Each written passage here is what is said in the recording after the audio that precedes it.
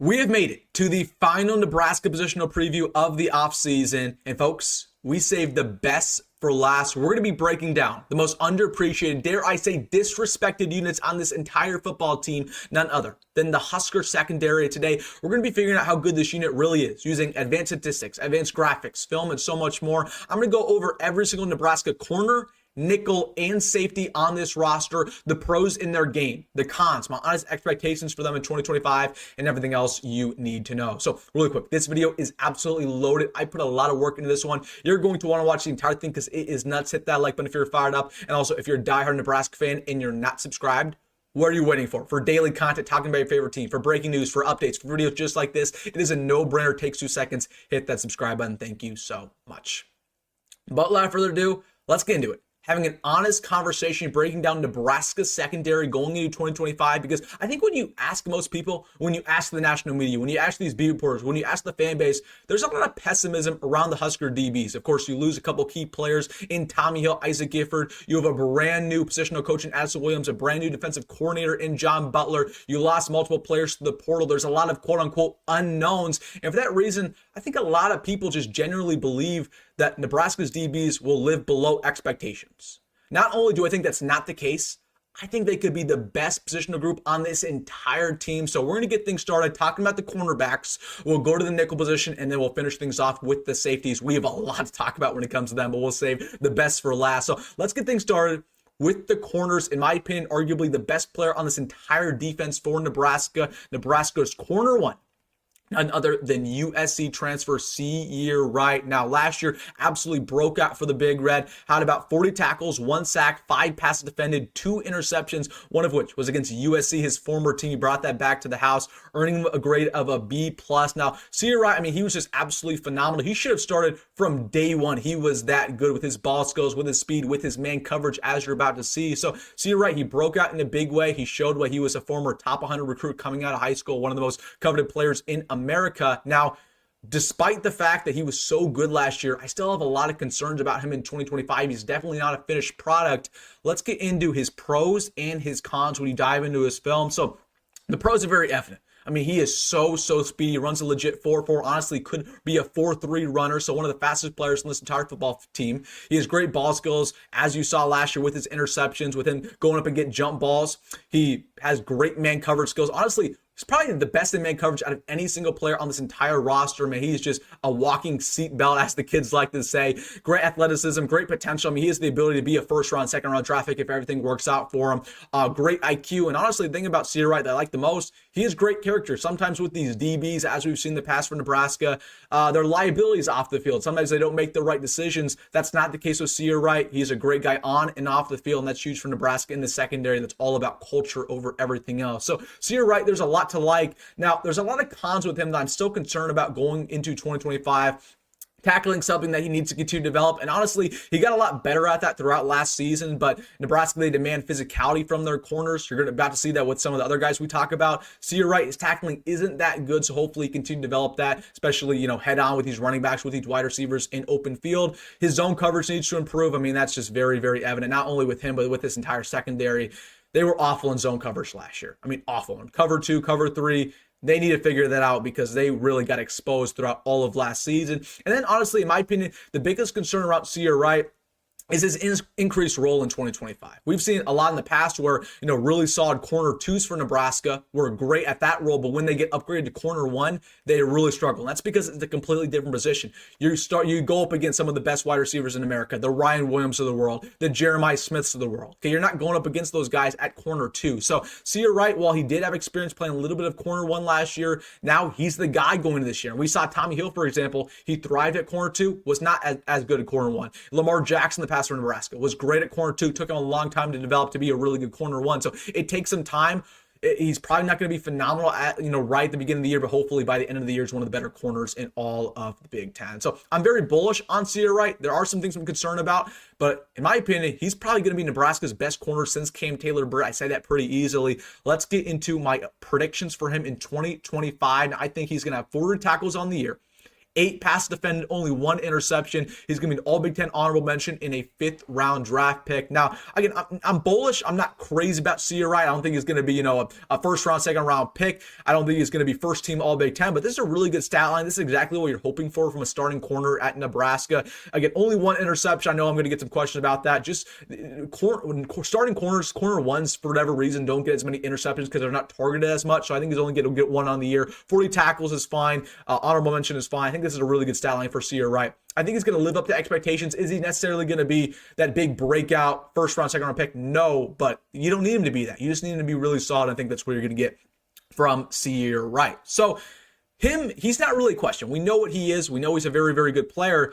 The question is, who's going to start alongside him? Okay, because there's a couple options, a couple transfers in there, a couple returning players.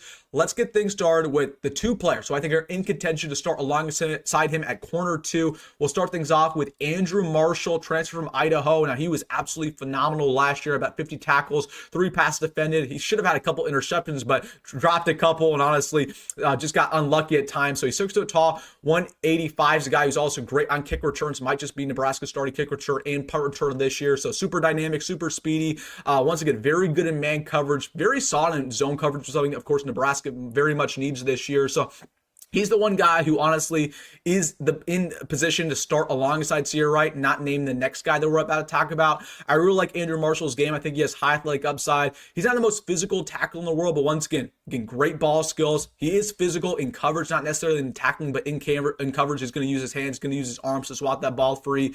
Again, a lot of pass defending last year. He was, I believe, all conference, all FCS, all American. So there's a lot of accolades to his name. But in my opinion, when it comes to Andrew Marshall, it's just all about taking that step from FCS football to Big Ten, because that's completely different. You're going up against 2-star wide receivers to, again, the Jeremiah Smiths of the world. Okay, that's a huge jump. That is really, really hard to do. So we've seen, at times with these corners at Nebraska, they'll transfer them from a lower division and they won't play that very well to start the year.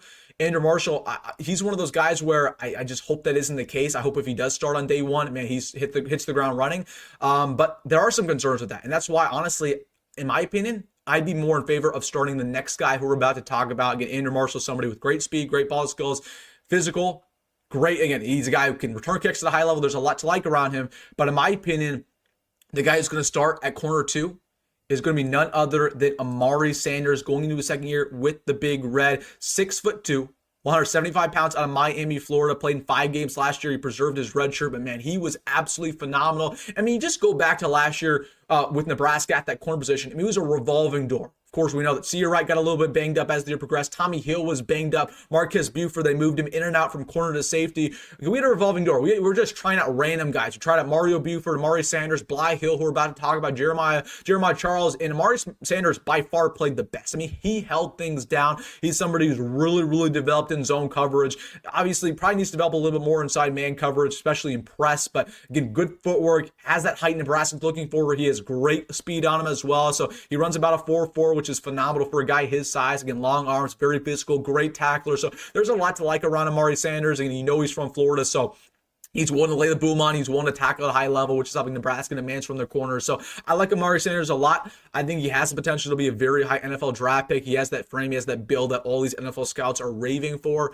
Again, it's going to just come down to him and Andrew Marshall. That's I think it's pretty determined. It's going to be one of those guys who are going to start at corner 2. Both of them will play a lot this year, no question about it. In my opinion, I think Amare Sanders should be the guy. I like him a little bit more, and I love Andrew Marshall's game. I think Andrew Marshall's an absolute stud. Again, coming in from Idaho, but if you want somebody with high potential, if you want somebody who can tackle at a high level, who has long length to him, give me Amare Sanders every single day. But I like his game. I think he's going to break out for the Huskers in 2025.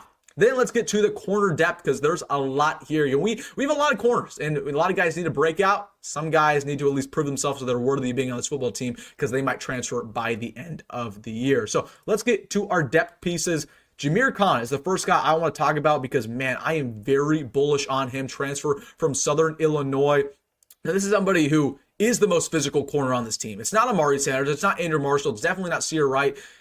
Jamir Conn is the most physical corner I've seen at Nebraska in a very long time. He had about 60 tackles last year, 4 TFLs, 6 passes defended. Man, I mean, he was just balling out last year for the Salukis. He's somebody who's willing to tackle running back head on. He's willing to tackle wide receiver head on. And when he does tackle it, I mean, he's going to bring you down hard. So that's the thing I like about Jamir Conn more than anybody else is, man, I mean, his film is just absolutely phenomenal from a physicality standpoint. He's really good in man coverage. Now, last year, the only thing I'd say about Jamir Conn when I was watching his FCS film was that he was maybe a little bit too physical, a little bit too handsy. You know, when you get to the Big Ten, especially when you're in a Nebraska uniform, we know it's going to get called a couple of times. The referees, they don't love us. But Jamir Conn is somebody who's just so physical, so good in man coverage. I think he has a very high ceiling. I thought Nebraska got a steal from the portal here. I mean, he was going to go to James Madison originally before he flipped to Nebraska last second. I think he's a steal. Now, we'll see how much he plays this year. He was out all of spring ball with a shoulder injury. He's probably going to be a little limited when we get to fall ball. So it'll be interesting to see how much he plays. But I think he's kind of a long-term addition. He might even redshirt this year for the Huskers and then hit the ground running going into 2026. He's going to be one of our better corners. But again, that's just speculation. He could very well play a lot this year. But with his injuries, I don't know. We'll see how the coaching staff wants to play it. But overall, this guy's a very physical corner, great in man coverage. Maybe a little bit too physical. And that's not necessarily a bad thing, but I really like Jamir Conn. Then on to Donovan Jones. I mean, it just gets better. I mean, this depth is so good in the corner room. It's very, very deep for the first time in a long time. Donovan Jones, somebody who preserved his red shirt last year, played in 5 games, was a starter in the bowl game, and man, he looked great versus Boston College. Another guy who, once again, is very physical, about 6'1", about 200 pounds, one of the bigger built corners on this entire team. He's willing to tackle you at a high level. He's willing to put the boom on you. Now, I will say this about Donovan Jones.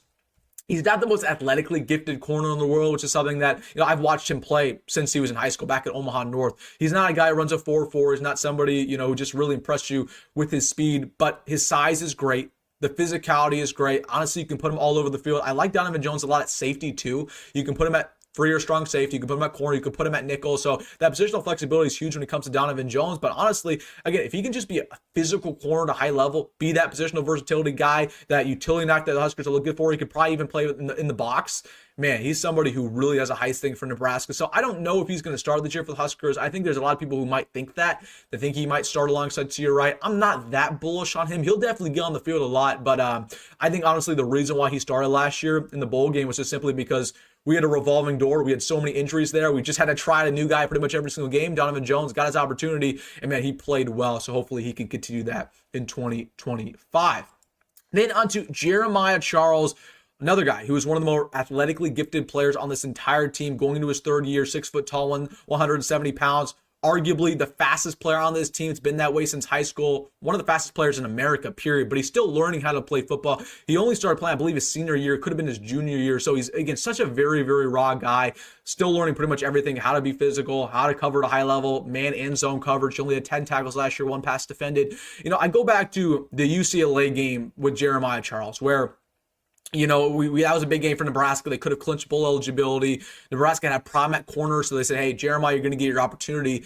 And when I tell you that Jeremiah Charles got absolutely exposed in that game, I would be selling you short. He was terrible. He was one of the worst starting corners I've seen in Nebraska in a very long time in that game alone with Jeremiah Charles. Okay, and it wasn't necessarily his fault. We kind of threw him into the fire there, but we're playing against a bad UCLA team, and Eric Bieniemy, their offensive coordinator, was just going at Jeremiah Charles every single play because they knew he was a weakness. They knew he was a liability. They knew he really didn't know what he was doing. So while Jeremiah Charles has the speed, he has the size, very long arms, he is physical, he is handsy, He is a liability until proven otherwise, honestly. And that's why I kind of think, like, you know, this is somebody who Evan Cooper got from high school. Evan Cooper was all about these, you know, these hidden gems, and that's great.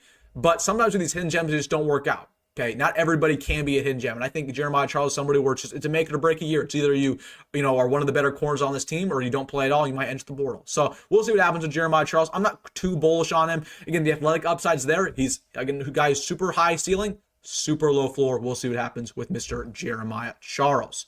Then on to Blye Hill, which is another guy who honestly really underperformed, was kind of shocking last year. Now, if you go back to spring ball of 2024, there was a lot of murmurs within the coaching staff. They believed he was going to be a starting corner on this team. Now, of course, he got injured at the end of that, was out pretty much the majority of the year, came back pretty much for the final couple of games.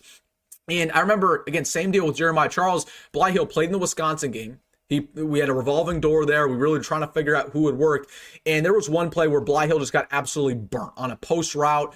and it was an easy touchdown for Wisconsin. It was like a 60-yard touchdown for them, and they got him back in that ball game. So Blye Hill is somebody who I think was honestly a little bit overrated when we got him from the portal. He's a guy from St. Francis. Like, he's somebody who's super tall. He's about 6'4". He's 190. But the thing about Blye Hill is kind of different from Jeremiah Charles or, an Amare Sanders. I don't believe he's the most speedy guy in the world. He's not really great in man coverage. Probably somebody who can hold it down in zone. But honestly, I kind of like Blye Hill more at safety. I think, if we could transition him to free safety going forward, that might be the better place for him, just because I don't think he's the greatest in man coverage from what I saw last year. I mean, he just got exposed in that Wisconsin game, which, again, we kind of put him in a tough situation, but for him, from him being hyped to potentially start at the beginning of that year to getting really, playing really bad reps when he was actually in the game, there are some concerns around Blye Hill, so hopefully he can turn around his career this season. And then a couple other guys here before we get to the nickel spot. Kahmir Prescott, somebody who I watched in the spring game, and I loved his game, man. Again, he's a redshirt freshman coming in from Pennsylvania, very physical. He's initially a safety, but they moved him to corner. Again, somebody who could just lay the boom on you, really good build on him. And he was locking things down in the spring game. He was great in man. So I would say, going back to that spring game, the best player was at that wide receiver position coming out of Kansas City. Gosh, I can't remember his name right now. It's going to come back to me. But Kahmir Prescott, out of everybody on defense, he was probably the best player for the Big Red. So really, really like Kahmir Prescott. Just very, very physical corner. But he was balling out in that spring game. And then a couple others here, just one more corner actually. This is Bryson Webber going into his first year. That's his redshirt freshman. He should be a true freshman, 6'3", 175. Kind of reminds me of an Amare Sanders 2.0. He's still learning how to play football a little bit. He's played football for a long time. He's still learning how to play corner, I should say. Played wide receiver a lot in high school, but a guy, again, super physical, super long arms, has some decent, not great speed, but decent speed. And the coaching staff really liked him in spring. Well, I can see Bryson Webber get a lot of snaps this year on special teams, maybe even burn his red shirt if he's really elite at that department. So just watch out for Bryson Webber, but again, long arms, still learning how to play corner, but he has great ball skills because of his experience playing wide receiver in the past. So really like Bryson Webber's game. That is the core position for Nebraska, how I think things are going to unfold. Now let's go to the nickel position. So I want to preface by saying this. The rover is no more. Addison Williams wants nothing to do with the rover position. John Butler wants nothing to do with the rover position. In my opinion, it was kind of a dumb position anyways. Teams don't have rovers. Teams who run the 3-3-5, they have nickels. They have slot corners. So that's what this next position is for Nebraska. We have pretty much 3 or 4 players who are going to be in competition there. Let's get things started with none other than the infamous Malcolm Hartzog. Let's have a conversation about him, because Nebraska fans, they have their opinion. They definitely have their opinion about him going into his final year of eligibility. He's 5'9", 180 pounds. Last year, honestly, he had a good year. I mean, he had 45 total tackles, 4 pass defended. He had 4 interceptions. Once again, led the team in interceptions. But again, there are still a lot of problems with Malcolm Hartzog. I mean, let's just get things started with the pros and the cons. So the pros, I think the speed is honestly something that's really underrated about him. He runs a legit 4.4. It doesn't really show up on game day, but he does run a 4.4. That's been verified. The ball skills are obviously phenomenal. He's led the team in interceptions throughout his career. I mean, I think almost every single year of his career, he's led the team in interceptions. He's honestly pretty solid in zone coverage, which is something he doesn't get enough credit for. Character is great. Somebody just continues to work hard despite the fan base kind of dogging on him all the time. And honestly, I think his tackling was probably the most improved of any person on this team last year. His tackling was phenomenal. I mean, he got 45. That's a big deal from a corner. So I thought, honestly, he was pretty good in those departments last year. But I mean, let's get to the cons, because they're evident. I mean, man coverage, we know how it is. Not very good. Press coverage the same way. The size, 5'9" is really hard. Being a corner, right? You're going to get exposed sometime against some of these bigger receivers in the Big Ten. Physicality isn't phenomenal. He's not somebody really who's super physical, at least in man coverage. He's not willing to strip that ball away. And then honestly, I just think Malcolm Hartzog is too aggressive. He's trying to be a ball hawk all the time, right? He's trying to, lurk in zone coverage, get that interception. And at times when you're too aggressive in that department, you're going to get burnt. You're going to get exposed in man coverage. So the thing about Malcolm Hartzog, going back to his true freshman year, when he had all his interceptions, he was always too aggressive. And I think a lot of people would always look at the pros more than the cons and say, well, he has all these interceptions. Yeah, he has all these interceptions because he's in the wrong position all the time. And he's just trying to lurk for that football. But a lot of times he's going to give up these big plays because he's a liability in coverage. So Malcolm Hartzog, I like a lot of his game. He actually has improved throughout his career, but he just needs to be better in man coverage. And he needs to stop searching for that football all the time. Like, it's great that he's getting those interceptions. I think it's crucial Nebraska. They win the turnover battle a little bit more this year. But man, he needs to develop himself more in man coverage and say, hey, you know what? I'm going to focus more on locking down the receiver than get an interception for my team. Because a lot of times when your eyes are on that football more than they are the wide receiver, you're going to get burnt. And that's what happens all the time with Malcolm Hartzog. he's burnt toast. So that's my analysis of him. I'm not even giving my predictions because I don't know how he's going to play. I just don't know. I don't know. He could get benched. We'll see. But all I know is that there's a bunch of good corners that are nipping at the bit to try to compete over him, try to start over him. Let's get to Marques Buford, who could very well start over Malcolm Hartzog. He very well could. We know with Addison Williams that he didn't recruit any of these guys. He has a brand new perspective. He's going to say, hey, if Marques Buford's better, I'm going to start you. And Marques Buford's somebody who I love. I mean, he burned his red shirt last year, played in 11 games. He's a former big-time recruit coming to high school. He's 6 foot tall, 175. He has positional flexibility. He can play boundary. He can play nickel. He can play safety. He's just like his brother, where again, he's a great tackler, but man, oh man, is he just very good in man and zone coverage. So I like Marques Buford ceiling a lot. He kind of reminds me of a Cam Taylor-Britt a little bit. Like, that's kind of the game that really he reminds me of. He's a very physical guy coming out of Texas, DeSoto, one of the better high schools in America. So Marques Buford, somebody who, I mean, as the kids say, he got aura. I mean, he looks the part. When you see him on the football field, he looks like a baller, and he plays like a baller. So hopefully he can take that big step forward. But man, I mean, he is just really, really good in man coverage last year from what I saw. Has positional flexibility. They're going to try to work him at nickel this year. It's all about him in zone coverage. And honestly, using his physicality a little bit more. When you're a slot corner, you need to tackle at a high level. And he needs to tackle at a high level, especially against some of these running backs in the Big Ten. And then two other guys at that nickel spot. Larry Tarver, somebody who you guys already know how I feel about Larry Tarver. You guys already know how I feel about Larry Tarver. I'm a big Larry Tarver guy. Again, 5'10", 175, former four-star recruit, according to Rivals out of high school. This is somebody who, pound for pound, I think is the best man coverage player, arguably on this team, not named Ceyair Wright. Like, Larry Tarver, last year, when I was getting these spring ball nuggets and when I was getting these fall ball nuggets, this was the name that just kept popping up. Like, Larry Tarver looks so good. Now, the reason he only played in 3 games last year is so simply he got banged up. He got banged up in fall ball. The coaching staff didn't really want to risk things with him. They want to put him out on the field when they didn't need to. So Larry Tarver is somebody who, honestly, I mean, he has no expectations going into this year. Nobody's really expecting things from him, but I think he could break out in a big way. He's so solid in man coverage, but once again, it's all about him continuing to develop himself as a physical corner.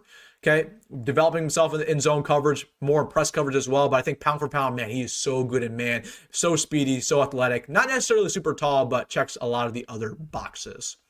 And then the other nickel we have on this team, who's a true freshman, is Cadan Vermaas. Honestly, I'm a little bullish on Cadan Vermaas. I do like his game a lot, about 6 foot tall, 185, very physical. That's something that really showed up throughout his high school film. He played wide receiver and running back, which is something that translates. Decent ball skills, pretty decent zone coverage. Somebody who, honestly, kind of a medium ceiling type of guy. Like, I don't think he's ever going to be an All-American, but he could be like a better version of Isaac Gifford if all things turn out well with Cadan Vermaas. Now, worst case scenario, he never plays, but best case scenario, I think he could be a very productive captain on this team, black shirt on this team.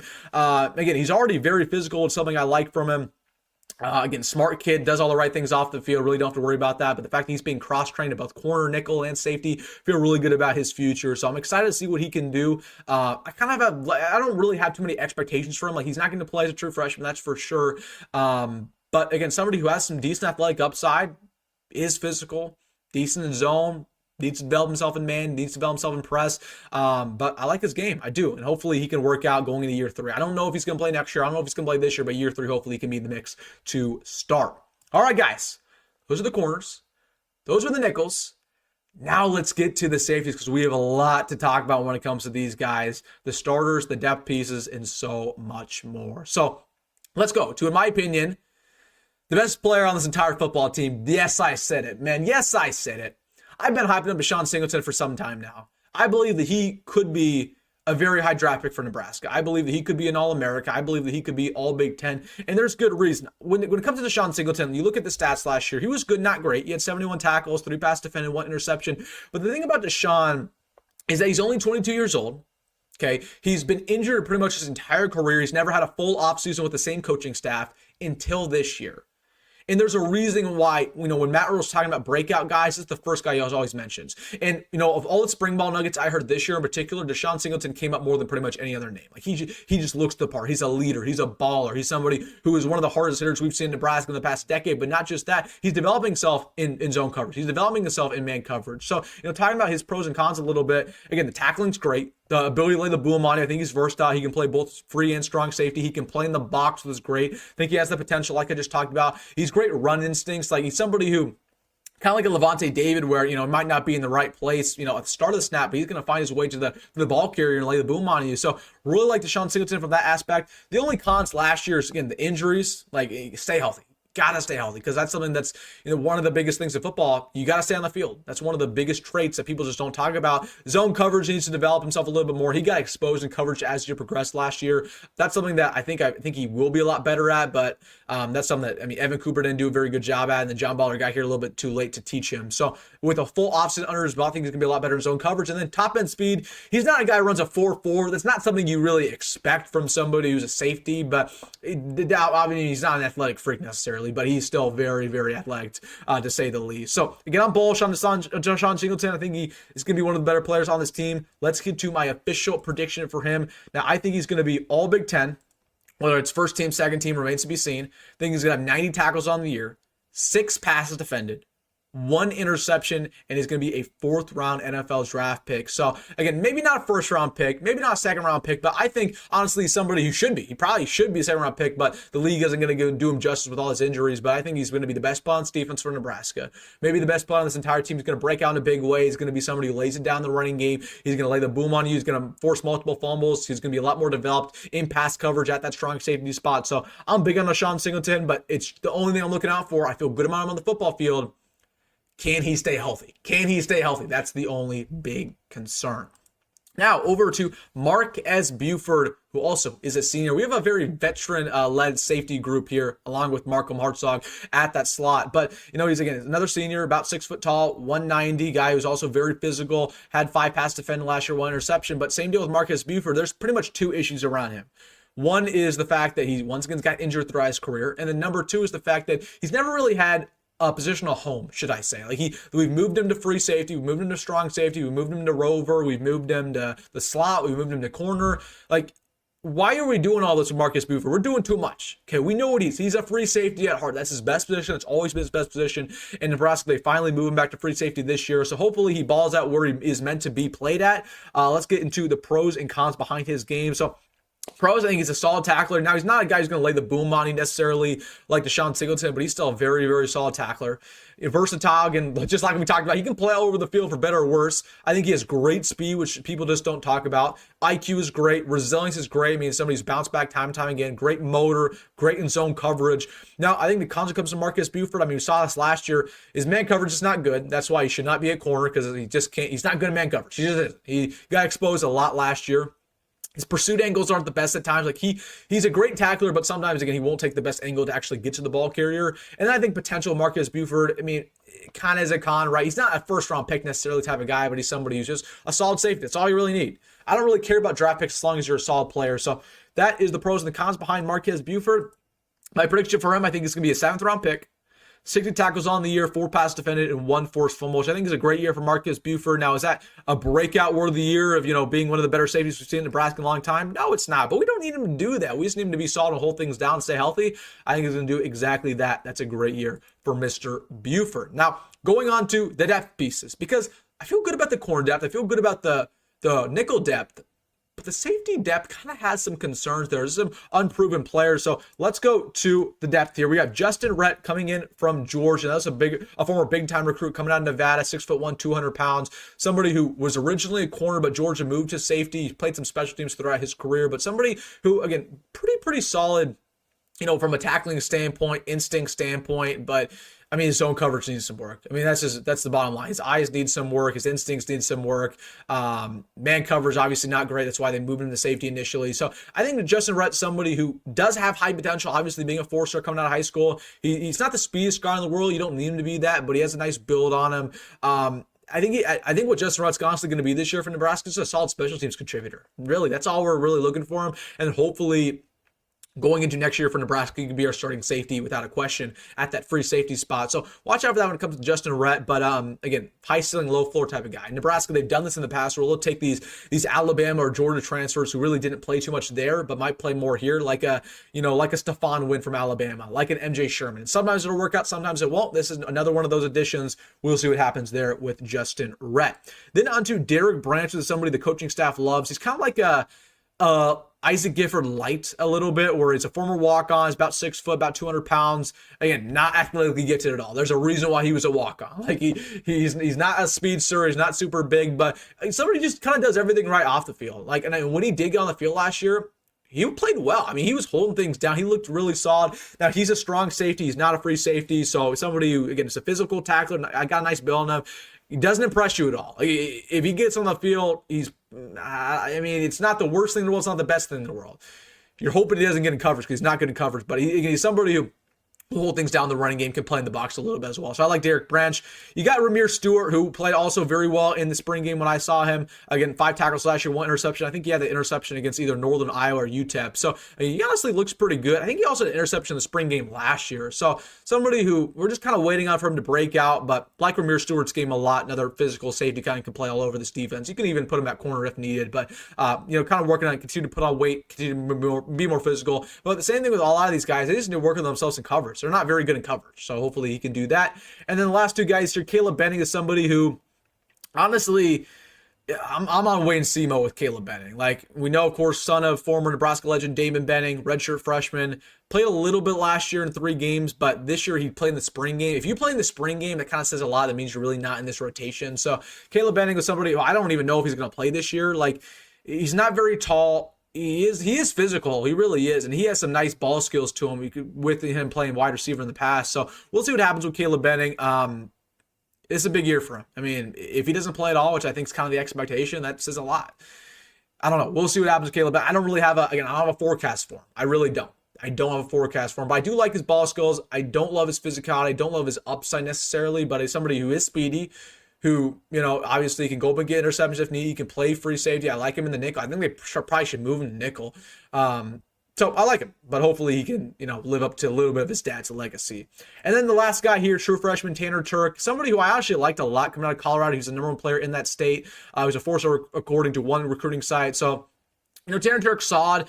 He played a lot more wide receiver in high school than safety, so it's going to take time for him to develop, but a guy with good ball skills. Honestly, he is a freak athlete. Like, he runs about a 4.4, 4.5, long strides to him, very quick as well.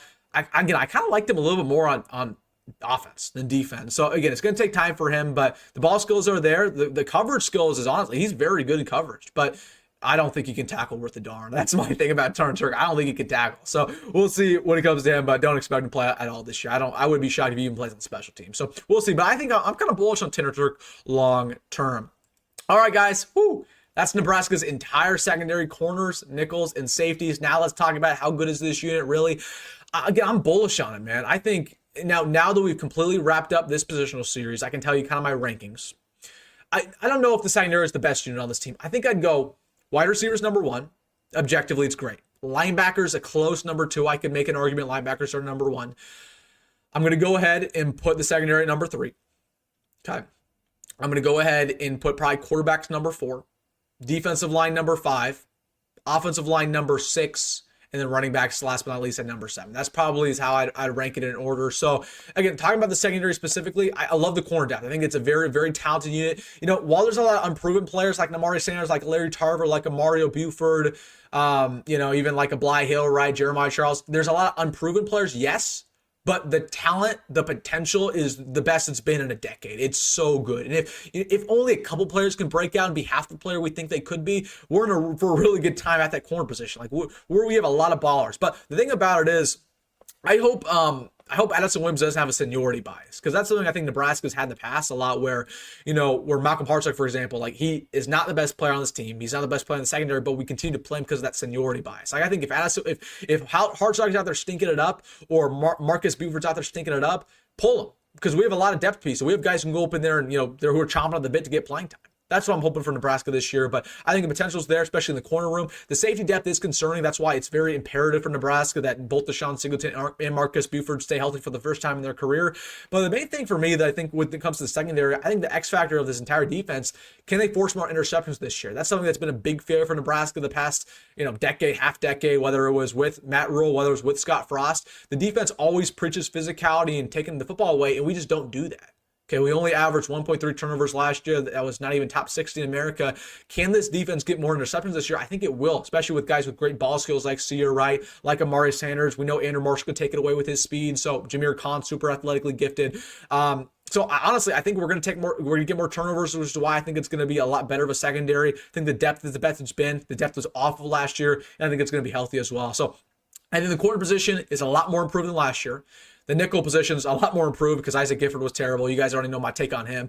And then the safety room, I mean, you kind of bring back everybody you already had, but with Deshon Singleton having a full offseason under his belt, with Marques Buford being healthy again, I expect those guys to take a step forward. I think the secondary in general is entirely better. And I also think we have the best secondary coach we've had in a while in Addison Williams, who's going to take these guys to the next level. So, all right, guys, man, this is my longest positional preview yet. I got to get out of here, but let me know your thoughts down below about everything. Your hot takes. Who do you think's good? Who do you think's not good? Let me know in the comment section. Hey, if you made this far, if you made it this far in the video, shout out to you.